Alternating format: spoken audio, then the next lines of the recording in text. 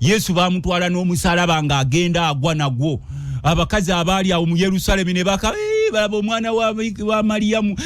laba mwana wa Katonda Yesu, n'abagamba n'asooka ayimiriza omusala n'agamba bannanga abakazi b'omu Yerusalemu nga temunnankaabira, musooke mwekaabire n'abaana bammwe kuba ekijja si kya bulijjo. Ekijja si kya bulijjo. Ekijja si kya bulijjo. Yabagamba ne wano Uganti, there is no problem with Lutamaguzi. Okusinkana speaker of parliament. Even ne mu lujja lwa parliament olina akifuula. Okusinkana bakabana ba NRM ne munyumya ne twogera to mu kantini go erambiraba. Why wakinkuwa ekitiibwa mu parliament obaayo. No laba ababaka be NRM n'abo opposition tutuula wamu. And there is no problem with that. And there is no problem with that. No, that's a yes. Kakati lwaki wekituuka kummwe okusinkana Mwami Museveni ogamba waliwo ekizibu. Kati mulamwaki. Kati bosinkana mulamwaki. Gwabadde speaker wiki ewedde. Gwabadde mulamwaki. Gwabadde speaker wiki ewedde. Gwabadde mulamwaki. Sanitizinga politics weko nafuna obufaananyi bwa sitanti. Ekyo kigenze. Kati ate n'okisanga ne population eri so gullible, they major and minus. What a population we have today. Abantu ba discussing buyinza. I'm talking about power. People are discussing about power. Era Museveni akugamba ebitibwa nkuwa naye wekituuka ku power nfa naawe. Era kyovoola abantu olwaleero osanga n'abasajja abakadde nga babaleese mu parliament ti oyo MP w'abakulu naye nga gwe baleeta tasobola na kulinnya madaala naye nga bakugamba oyo MP w'abakulu azze kulwanirira power. Kati for you people ngaba amawulire ndala gwe so it is okay honorable Luta gwe kusingana abakungu mu NRM. Okay? Nga mukyala Among olaba akatambika ku producer ankoze bulungi. So this is okay. But kati awo that is parliament. That is parliament. So this is okay. But it's not okay for you to meet Mr. Museveni. Kakati what is the problem? That is parliament. Okay. Speaker what's wrong with you meeting the president? What is the problem there? There is no problem. There's no problem. A speaker of parliament talking to a member of parliament. You don't know even what the member of parliament is discussing. Member of parliament okugana ne president w'eggwanga. Nze nsuubira president nga mwogera ku mulamwaki gwe mwogerako. Mulamwaki gwe mwogerako kubanga kyensooka okugamba omukulembeze mwenna muli bakulembeze b'abantu. Yes, tuli bakulembeze, we are leaders. But we are talking about what? Olukiikirira abantu mu parliament. Oli president wa ggwanga. Bwe bamusinkanye tubasuubira kwogera ku nsonga z'abantu. Honorable Lutamaguzi, lindako tobuzaabuza buzibu ki obuli mu mubaka wa parliament okusinkana n'omukulembeze w'eggwanga okwogera ku nsonga z'abantu. Anti kakati teri agaana kuteesa n'okwogera ku nsonga z'abantu naye wa which influence kuba omukulu ono kyagala nti mpaako nkutemere okuteesa ku nkutemere. Would you meet the president? No, meeting is not a problem. Would you? Meeting a president is not a problem. Would you meet the president if he invited you ku nsonga z'abantu? Kankubuulireko. Yes or no? Kankubuulireko. Kati kyenkugamba tonteeka mu kakoona. President nze olowooza akampita omulundi gumu. You've not responded. Nanti ati kyenziramu answer. Bwe president olowooza akampita omulundi gumu. Wakava mu kalulu. Anti va ku bino n'ebyokuva mu kalulu. Tewayiseemu. Saayiseemu. Banzibye. Gwomu ku bantu ababadde balwanirira ennyo abantu okiikirira. Leero singa omukulembeze agaye Honorable Lutamaguzi n'ebirowoozo ebirungi. Jangu tulabe mbiwulire obingambe physically tulayambe ti abantu b'e Nakaseke. Would you go and meet him? Kakati yes or no? Kati buli jandi tebo tonteeka kuninga tebo ngali bwekizaamu. Kati omusawo w'ekinnansi bw'ayita faaza musabo. Ti faaza janguko musabe eno tuteese. Fenna tuli bakiise b'abantu. Kuba faaza akiikirira abantu n'omusawo w'ekinnansi. Kati gosooka ne weebuuza lwaki bampita mu ssabo. Lwaki bampita mu ssabo? Lwaki gwe tojja eno mu ekereziya? kuba Mr. Museveni achimanyi yemwe kyabanonyako ekyamwe mwekube mwerumbe muve ku mulamwa anga bwa progressing ebintu bye olwaleero olaba ekiriwo kye nakugambye nti abantu batunuulidde buyinza power abaffe bali mu biboozibozi ekineera era gundi kati okusinkana mwami Museveni si kizibu. It's not a problem at all. Would you do it? Would you do it if he invited you today? No. Mulamwa kati gwe nkugambe nti bonda banoloza mwami Museveni akampitako emirundi emeka. Would you do it if you invited today? No. If they can be a neutral place kati le batugamba nti tugenda wa mulangira na Kibinge oba ku muzikiti gwa Seekakiti. Seekakiti yakulidde enteeseganya zino wuliriza ebigambo byange sebo abantu nze abamu bentrustinga oba ne bagamba nti nati omukulembeze w'eggwanga agenda kujja publicly si bino bya mukyama nti jangu nkutemera olyeko wete publicly we can meet him and engage him. Publicly okitegeera bulungi mu lwatu kibine ebyenaka ngakati nze wali ondaze nga ndi Anita Amongo ndi mu lwatu ku mulujja lwa parliament naye oli n'agamba mupyo okusisinkana sipiika agenda mwena aleba nogati nedda bwano ndi mu lwatu publicly ndi wali nawe oli waddembe okukozesa kamera okuba tumanyi state ekozesa kamera waliwo abantu abali targeted names omusajja oyo lutamaguzi nemanya neno waliyo okutuuza abanyampi mukyala Amongo yatugamba couple of weeks ago nti bangi ku opposition bali mu kuyayana kuyingira NRM bamutuukiridde era ekyo kyoyogera ndoza abantu we bakijja we bakulabyawo wulira naona kirabika nankulu wa parliament bamutuukiridde mu lujja lwa parliament yanyinyiza nga mama waliwo akaliyeyo that is a shallow reasoning nti natuukiridde speaker wanga nkulira mu parliament nti nyingire NRM mu lujja kyulize kino bwe kuli bakuyingira NRM wuliriza ebigambo byange akatambya honorable Lutta ngolinga anuno mudali ogasi ate speaker gwe mudali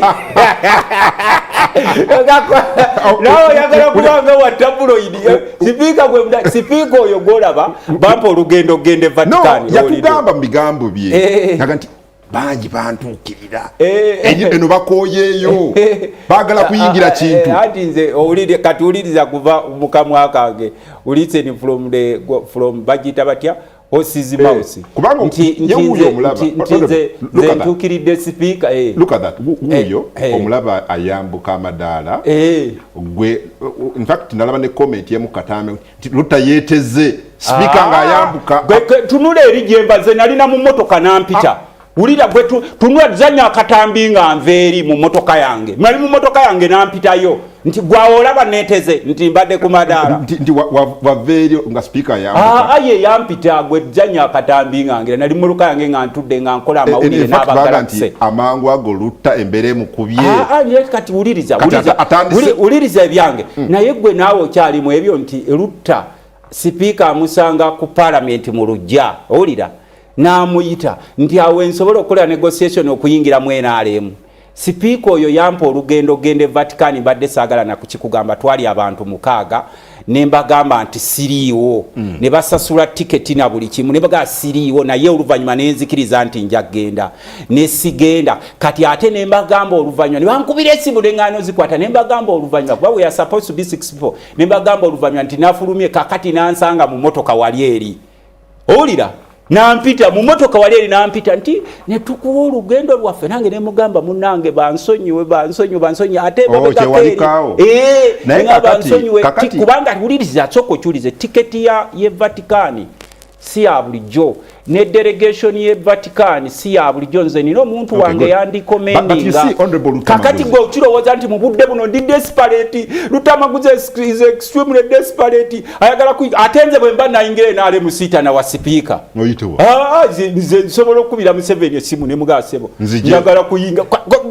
golooza ndiwa ne nkubira Museveni nti sebo njagala kuyingira enaalemu ate mpita woono Aren't you desperate? I'm not desperate. Really? Siti desperate. Kubulireko. Bwe kuli bakuyingire NRM nga kye kibiina ekiriwo kyokka mu nsi. Nze ndisembayo. Kino biwulirize kuze uliriza ebigambo byange kubanze enjawulo yange n'abalala nze mbeera satisfied am a farmer era ne bwemba n'omutwalo gumu mu nsawo ngutunulako bwe nti ne ngamba onsigazaawo ejjekerezia nti ye naalya nti ye nanywa ye nja kwevuge mukaya ye tukkirire ku kampu Lutamaguzi. Embuzi zaffe ziri ku kyawo, ente zaffe ziri ku ki, emwanyi zaffe muri ku ki, ekyo kakati okuŋŋamba nze sinoonya kuba biliyoniya nti I'm looking to be a billionaire. Ate gwe kankubuulire ko tosobola gamba tuli desperate nga ensi yonna yakulaba mu lwatu nga weeka mwana luli nga we nakaba mu kalulu kange nga bakabbye ne Yesu yakuba omulanga ku musaalaba ne Yesu yakuba omulanga ku musaalaba nali ku musaalaba mutemumanyi twayita musajja bali bazena kututta ne bakujjako obuwanguzi bw'emisana ne bakutwala ne bakwatira obulamu babwetaaga era kyovola baffe kamera zitutambulyako omusajja oli yaŋŋamba Lutamaguzi bwawanika omukono mu bbanga baga yawanise bwati bubanga luli nali mu motoka yange nga ngenda eri nga simanyi ngenda okwekanga bantadde ku mitimbagano nti omubaka wa parliament tumulabyeko. In fact waliwo yanga nti Lutamaguzi yategera nti bannabyafuzi muli balimba nze siri mulimba era nkubuulira ekyange emisana yamala ebbanga ng'agamba ensi yonna emyaka 10 ng'ali mu parliament nga buli wafuna omukisa okwogerera abantu kakati bane mugende mwekalakasize mu nnimiro kakati wewekalakasa tunuulire engeri yewekalakasa n'ateekalakasa ekifo bwe kyagenda mu kifo kyoga nti kangende nekalakasize mu nnimiro yadda mu kwesansabaga kakati wuliriza kyenkugambye nti nze kati naze mu nimiro zange. Okay, kati wageze kwekalakasiza mu nimiro. Nja kubeera kwabo abali desperate batuwe mikwaye bakampe emirimu 10. Kuchamba mu kalulu nkubuulireko bakampe emirimu 10 naye njitunako bwenti ne ngamba twagala buyinza si mirimu. Yes nzi bakakuwa emirimu 10 mu government yeno. Gwe manyi Lutamaguzi ontegeera sebo mukama wange bakampitire emirimu 10 nenga byonna njitunuddeko bwenti titwagala buyinza tetwagala bukunkumuka bwammwe bwe mugabira abalala bwe muwe emirimu abakazi n'ebirala twagala buyinza bwaffe betwagala wakiri nzireyo nnime nze nkikuga ndi ku TV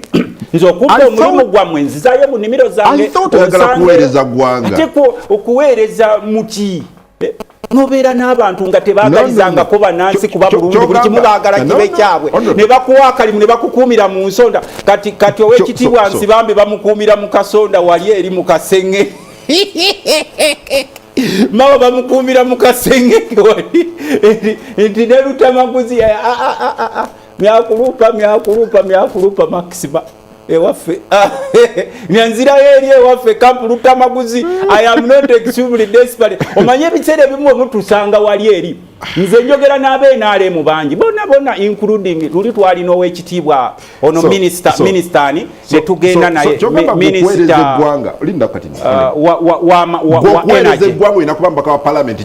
minister wa energy yani Nankabirwa oba Nyamutolo twalina banyamutolo eyo netugenda eGomba nga tugenzo kola assessment mu kakiiko kaffe nimbaga there is some good electricity here eGomba olira some part of Gomba I remember nga ndaba n'akasisira bakataddemu amasanyalaze si prime minister w'eggwanga eddamba Nabbanja n'akateeka buli ku mukutu Lutamaguzi yalabye nti waliwo amasanyalaze kakati I wonder nti kuffe nengamba ono lwaki tateekayo nga batubba yateekayo obutambi ndiraba bano nga beesansa baganga bali mu kukola mu kubabba so kakati mu budde buno kyemulina okumanya mu kaseera kano ke tulimu we are in a crisis. Lutamaguzi era bannange ensi eno weerabidde that what is good for the goose is also good for the gander. Nga wavumirira Honorable Nsibambi okugenda mu State House naye kubye ebifaananyi ne mwayi Museveni n'avenda nga twayogedde ku nteeseganya n'ebirala ekyo wakisangamu obuzibu mu State House nedda ate uliriza mu State House ogendayo bwekituuka ku ggwe nga weekubye ebifaananyi ne ba NRM okuli ne Speaker wa Parliament that is okay. Nawe what a contradiction. Don't what a contradiction. Don't stoop low. Can't you differentiate between Parliament and State House? Naba nupu naye kati olw'okuba nti nupu yafuuse mboozi ya buli muntu oli asobola n'okkeera ku makya mukazi we nga teyamuwadde emmere nagamba eno NUP naye nsobedde mukazi wange teyafumbye emmere abalemeddwa okukolera abantu NUP abasala eddiro ne beegatta ku mugendo NUP kakati NUP efuuse enjogera ya muntu si kibi okutambula kunze nga Lutamaguzi kubanga nze nakugamba nti nze ne bwe ngenda mu America twagendanga n'abantu abamu bwe ntuuka eri olowooza ndi mu Uganda nagera n'omusajja omu n'antwala ku bases ezitamala gagendwako nenkubuulya nti ne bwe mba nfulumye wano mugenda ne mutuzanyirako wano mu palamenti ya Uganda ntuulako mu lukiiko lwayita General Assembly olw'ensi yonna gwe gy'otasobola yadde kulingiza wali kuba kati ne bw'ogenda ku UN basooka kubuuza okimye eki kola protocol eno naye nze ngenda ne ntuula mu lukiiko lwayita General Assembly olufuga ensi yonna nenkomawo wano ewaffe nembeera ordinary person ne bwe nzija wano abo ababaka ba parliament Balutamaguzi boogerera mu nkubo ne bwe ngenda mu General Assembly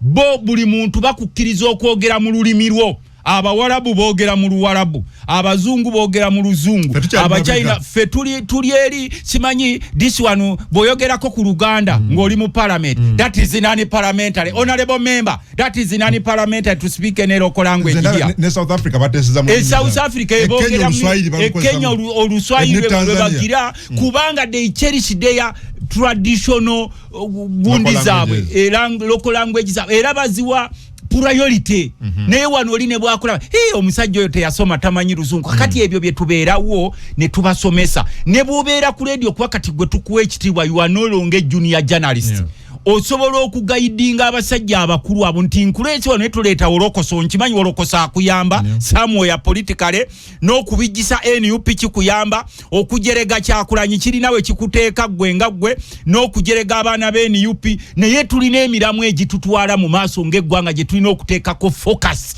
gye twalibadde tunywererako kati oli wali mu buuzija okugenda kwa NUP Namibia kutandikujjiddewa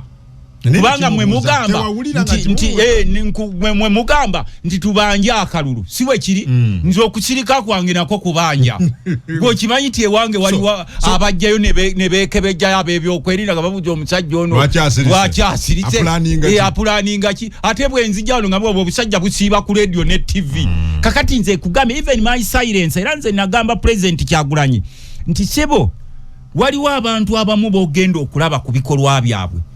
okubanja kwange okwakalulu bwe najja ku street mu abatugamba mwene nti wakite mubanja kalulu bwe najja ku street ne bankwata mujja kugamba nti abo basesamaza n'okusirika tusirike n'okusirika nako kati musango nti lwaki toyogera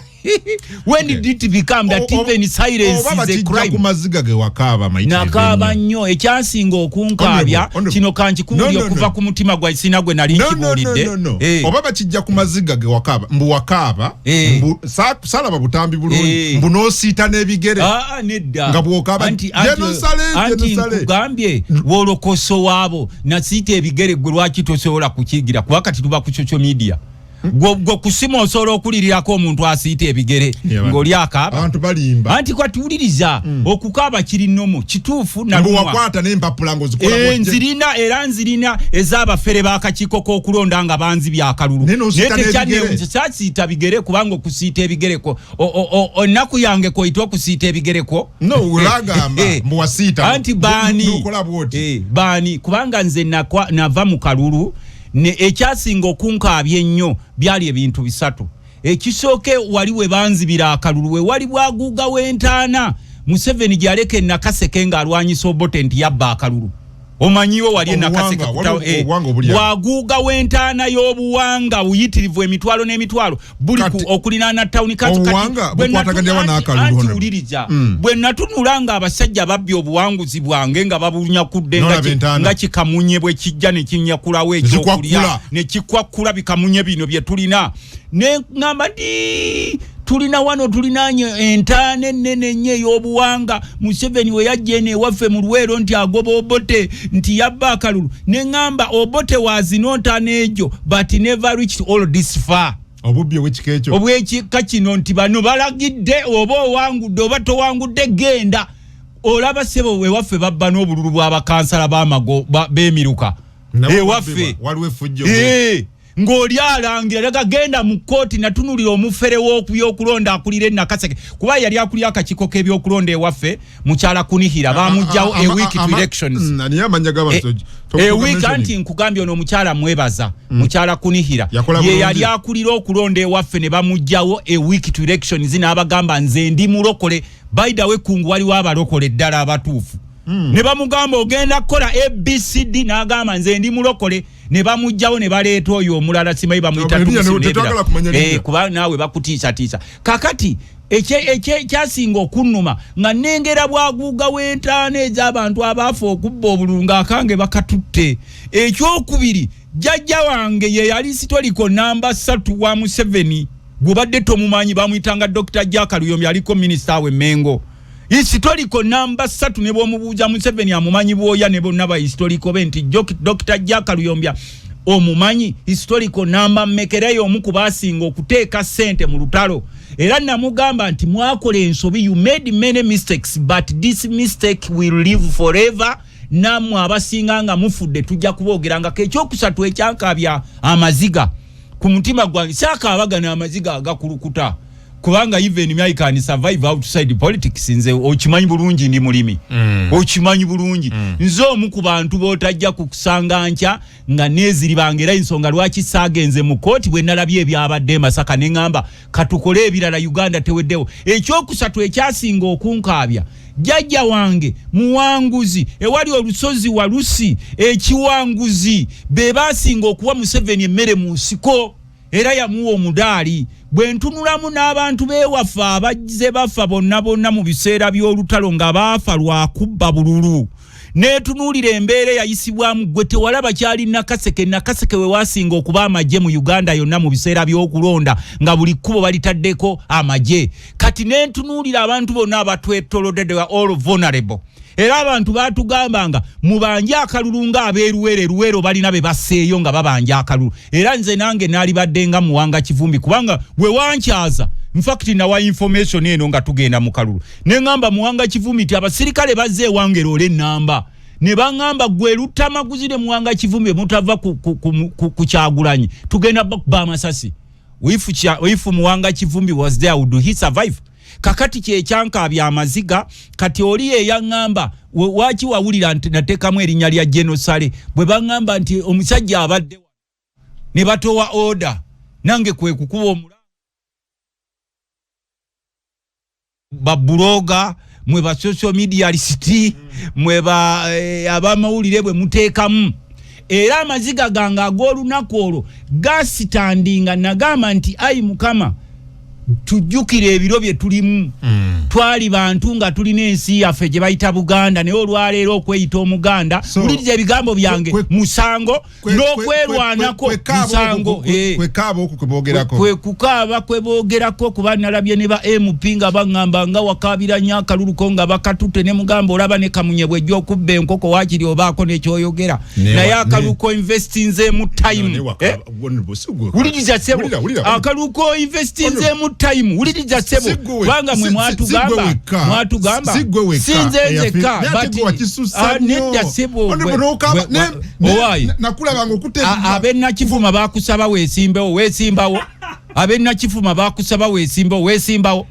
omanyi pain gye twayitamu omanyi amabanja ge tulina omanyi embeera gye twayitamu n'okyaza wano abantu andisamufuruzu ya celebrating nga tebamanyi nti ffe tuli bawano waffe n'ababaka ne bakubuuza nga wakanga nakuwulirako wano waliwo omuntu gwe wakyaza nga musanyufu nnyo balutamaguzi ne twega nti abo abasajja mumanyi lwaki basanyufu because they know there won't be any voices for the voiceless. Yes. Kasita bagenda kulietika baleta babayita batya bakinyenya mutwe bakinyenya mutwe bamanyi bukinyenya mutwe politician be baleta igwe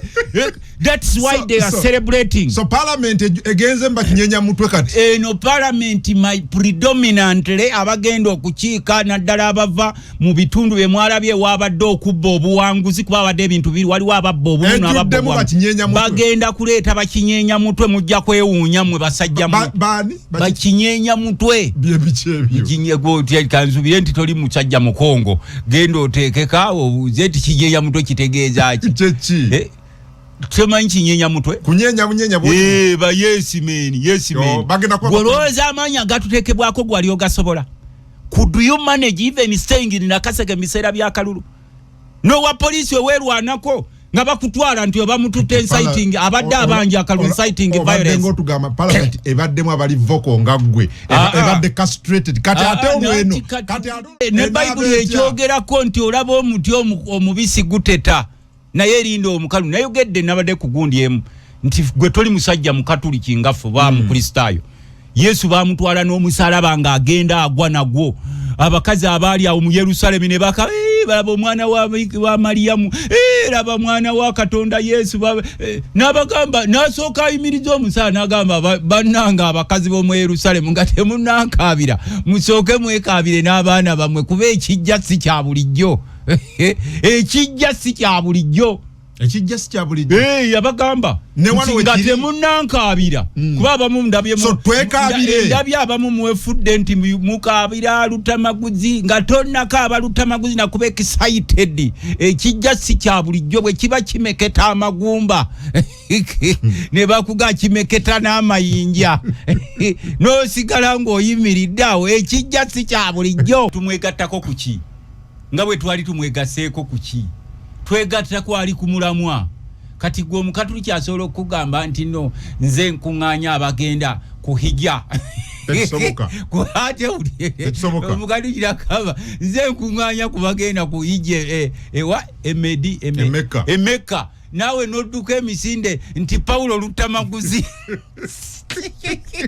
Paulo Lutamaguzi bw'okyogera mankulaba ng'asaaga kakati era kwati bw'obanga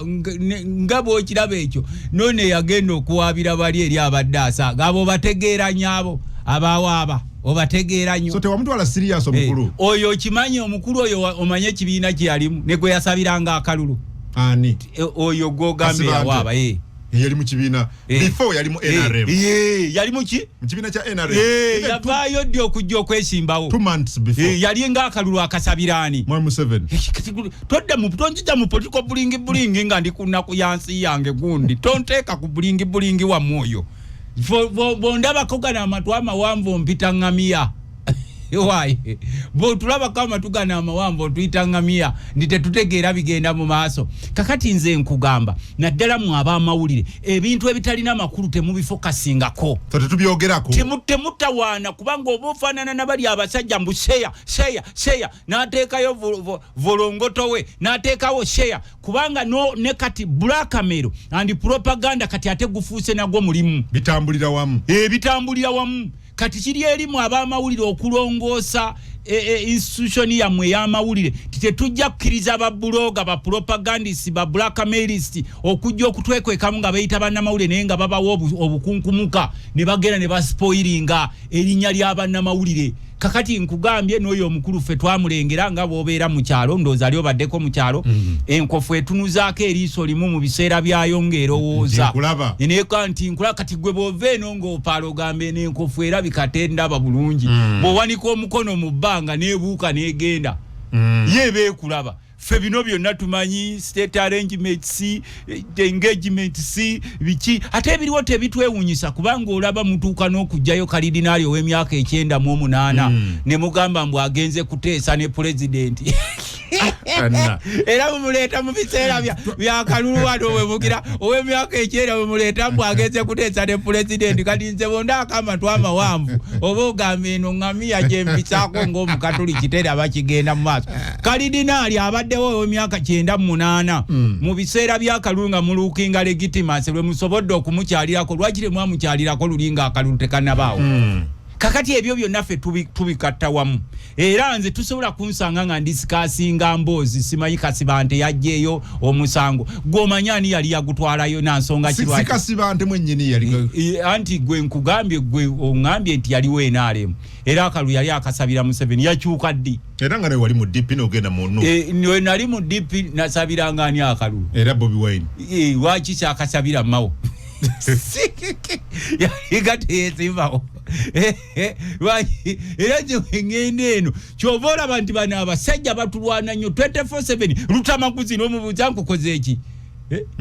ne President Museveni waliaga akasajja kenna kasekeo Kalutamaguzi bannange nobabuuza ati nze banne nabakola ki nze ndi musajja mutono nnyo sirina na mundu nga mweze mulina sirina bugagga nalina basi mwenda nasigazaawo emu mwe mumanye engeri gye mwakola n'ennaku ezo emmotoka zange nnya zonna mwaziiwamu ebintu zonna ne zigenda zonna era ne kakati ntambulira mu kamotoka bwe kati okubanga sipeya waazo nina kumujja mu America so singa mbadde nina ekirya wejenjawulo nego olaba amaanyi ge batadde ku Lutamaguzi olumu bakadde bange bambuuza niba bano abasajja nga bakutaddeko amaanyi mangi kiki nembaga nti ewange ekyebugagga kyennina ekyenwanyisanga wiponi kyennina mu nyumba ninamu akajambiya n'effumu naye sirinaawo mundu sirina ki ate seetaaga kunkuuma seetaaga biki ebyo byonna just an ordinary person era ensonga lwaki kituluma nnyo ffe bwe tujja wano mu kifo ky'okuteesa ku bintu ebiruma eggwanga ne babateeka ebyo ku mboozi zino ez'ebintu ebitalina makulu nga tulina abantu baffe abagobwa mu kibuga emisinde tulina abantu baffe abagobwa mu kyalo tutunuulira ekonomi embi nnyo tutunuulira abantu baffe survival yaabwe egenda kubeera weetya kubanga buli muntu abuuza kiki ekiddako teri amanyi kiddako nga Munnayuganda sebe bye twalibadde tudiscussingako nombuuza nti owayi Lutamaguzi ng'omubaka parliament osemba ekyokugoba abantu mu kibuga ne kugamba nti nali kisembye nga mugoberedde bino wamange ensi zonna ezikulaakula naffe tutambula zikozesa ze bayita strategic planning ebeera mu short term planning medium term planning ne long term planning tosobola kukeera enkya gwe amulya bisiike n'ogamba nti kunguvaawo awo ogende n'ovaawo nga ne munnabyabufuzi amaze mu gavumenti emyaka 4 naye bw'omugamba genda akugamba ndagewa waakiri nfa naawe n'akukuba emiggoba n'akugyamu amannyo kakati omusajja ono omutembeyo w'omu kibuga owa takisi owa kitwagala aveewo naye ng'omuwadde obudde nabo balina famire they are also Ugandans like us nga nze Lutamaguzi anti kyenkugambye nti gwe baba kuleese tokeera nkya owa takisi vaawo owa bodaboda vaawo omutembeyi vaawo yalagewa ng'olina n'omuntu amaze mu gavumenti emyaka 4 nga buli kimu afuna kyabwerere ng'atalina gy'alaga ono gwogo bakugambye nti ffe tutambula trade order obadde otendereza Namibia era trade order njagala naye trade order erina order tuke kati abo balyewa ababadde batembe abalyewa mwe mulinaawo okulya kuba oba okoze oba tokoze zijja ku akawunti abadde atembe alyewa abadde avuga boda alyewa gogoba abadde avuga takisi alyewa kuba yagamba sijja kubba nange kanjizeko muwe obudde kankuwa ekyokulabirako mu nsi gye bayita Egypt owulira sebo bazimba ekibuga ekipya owulira sebo ne bava mu kibuga kyabwe kiri ekikadde ne bateekawo ekipya ne bagamba nti buli ayagale gye bayita order mu kibuga kyaffe kino ekipya geegana amateeka naye mu kibuga ekikadde tubawo obudde mwetereeze gye bayita long term oba medium term planning si short term kukeera nkya kubanga n'oyo gwogoba naye Munnayuganda aweerera fees abaana alina wa rentinga tabba yasalawo atunda obutambaala si musiru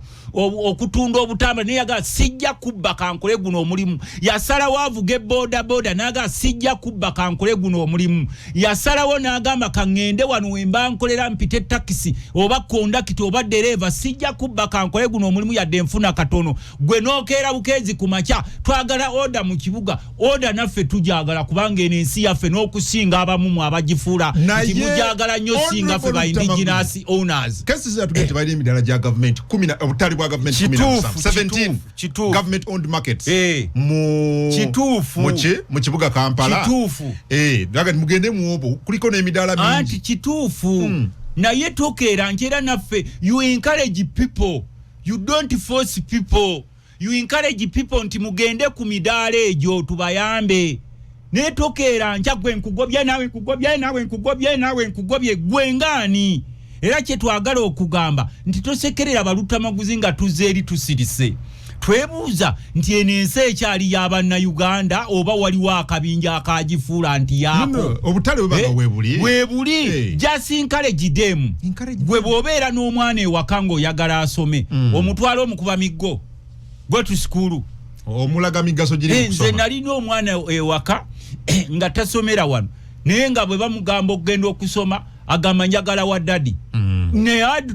to teach him nti genda tugende tukwerekereko tofaayo nesirina mukuba gwe abo be bagobya okimanyi nti bagenda okukuba akatayimbwa gwe kungu ng'oddayo ewuwo abo be bagobya abo bali ewa balina okulya alternative ntuufu nange njikiriza naye encourage ezo alternative zirina a lot of challenges oba okusomoozebwa tansanyusa naye ate n'okugoba bantu bannayuganda mu Kampala nakyo tekinsanyusa nanti nange nkugambye bagambe baveewo naye bawa obudde anti kyetwalitudde ku meeza ekuga nti kuva myaka mingi emabega guno si gwe gusoose ngaani eyakugambye mu KCC abadde akola programu eyo ngaani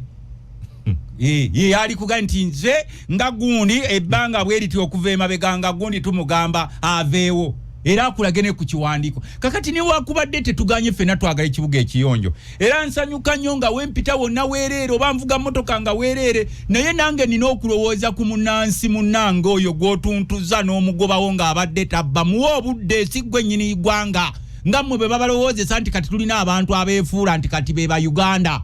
ngate abasinga ababeefuula nti Bayuganda bo babuuza contribution yaabwe social and economic political contribution yaabwe nga togiraba kati nze nabadde nteesa ng'omubaka wa parliament ate munna Uganda indigenous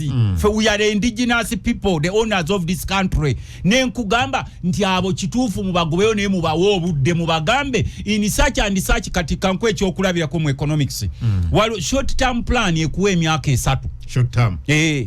twali bagambye nti kati tuli mu 2006 ne tuteeka ebipande byonna mu Kampala nti mu 2029 tewajja kuba mutembe yakkirizibwa oba wa boda oba wa taxi ne tutuuka mu kiseera ekyo then n'olyoka batwale nga n'ebipande weebiri nga tuzze tusomesa abantu timufulume ekibuga ne tosobola keera nkya baba wadde weeks 2 weeks 2 ngoziwani gwengani era ffe kyemuva mulaba nti ffe tebatwayagala mu palamenti kubanze bompita nti gwenga omubaka palamenti buuza nti oyo yabagobyemu yaani avaawo alina siteeke ki mu ggwanga lino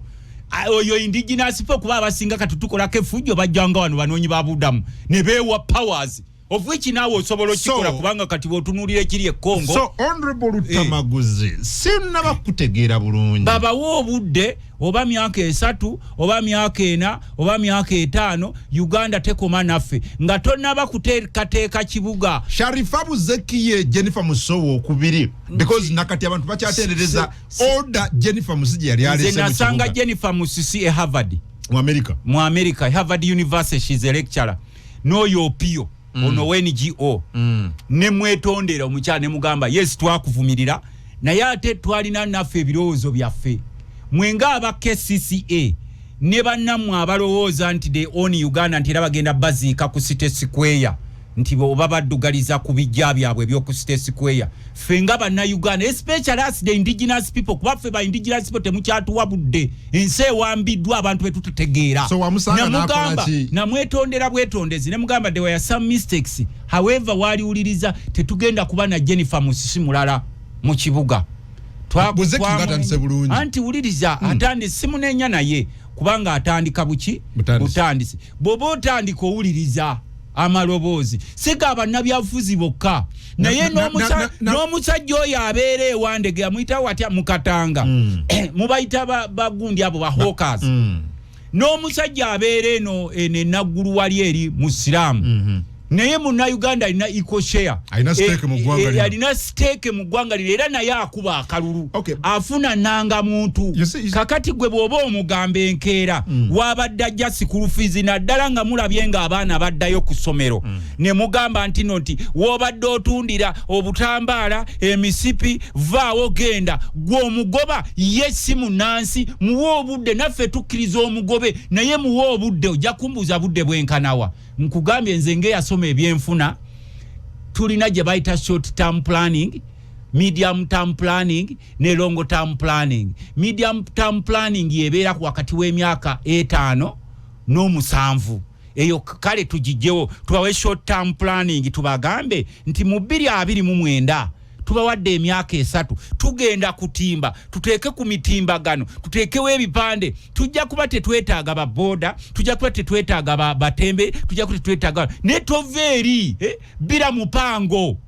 nga gwakola bira mupango mufuna bya bwerere amamotoka ga bwerege mutulamu amafuta ga bwerere simanyi za allowance zijja simanyi mwe banyini bino mwe banyini biri ne yes nsobola okubanga ndi mutono mu ggwanga naye nina stake nkugambye I am an indigenous Uganda ni by indigenous people fetulwanirira kati abantu baffe abatuntuzibwa I don't care oba wagire NRM oba oli opposition ekikulu nange njagala ndabe ngo olina koze waka abaana bo baliya olina karenti olina kasente koteeka ko musawo nze ne bwe nakwata Mercedes Benz yange nenjiyisa mu kibuga nga kyerere nga njiyisa wakati w'emiranga gy'abannansi nga abamu batandise n'okkuba obutayimbwa nalabye omwogezi wa polisi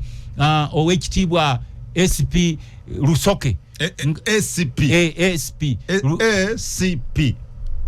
Assistant Commissioner of Police ACP ng'agamba nti crime rate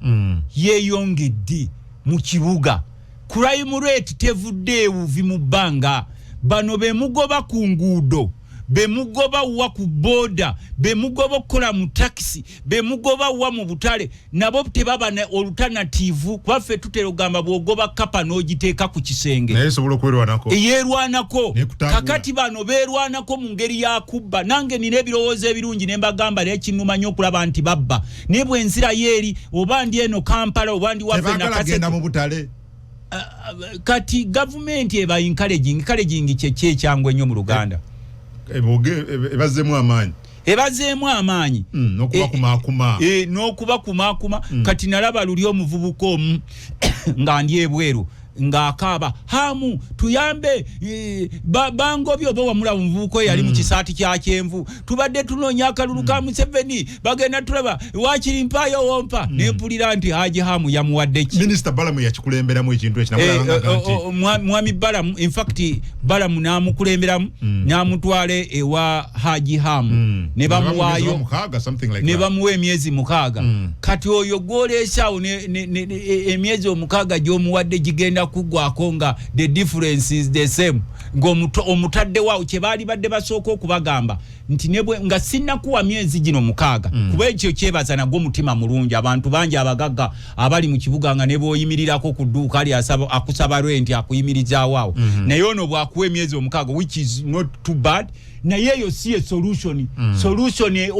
oyo mwawaddeko omu. What about the hundreds or the tens of thousands abagobeddwa eno bo tutuula ddi kwa wekitibwa Balamu minister bwe muba mutuula mu cabinet mugambe nti mwami Museveni you have rich people but there are also poor people who own this country and they have equal shares just like the rich people. Thank you. Dakika zange njagala kwebaza Dr. Balamu bwe yakwata omwana oli eyali akaaba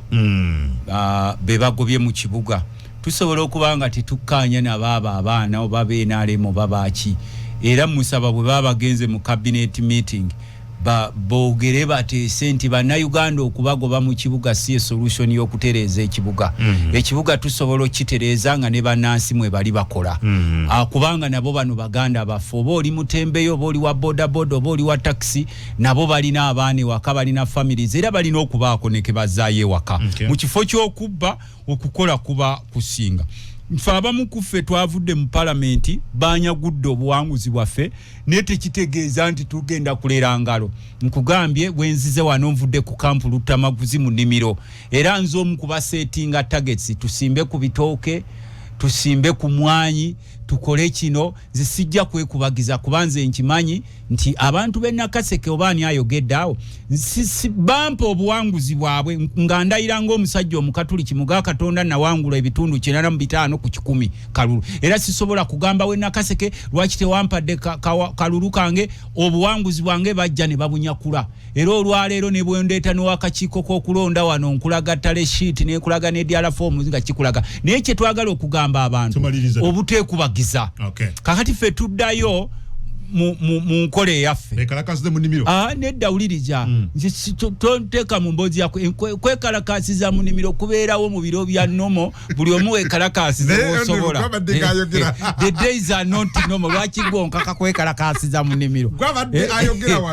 ekyo nakimenyeewo ekyo kyokwekalakasiza mu nimiro ekyokwekalakasiza mu nimiro nkugamba wekalakasize wookola ki woolaba nze mbadde njogera nduwekalakasize woolaba lwaki gwe ngamba mu nnimiro kubanga olidde bigambo byo nkugambye nze obaddenga ku buli mukudu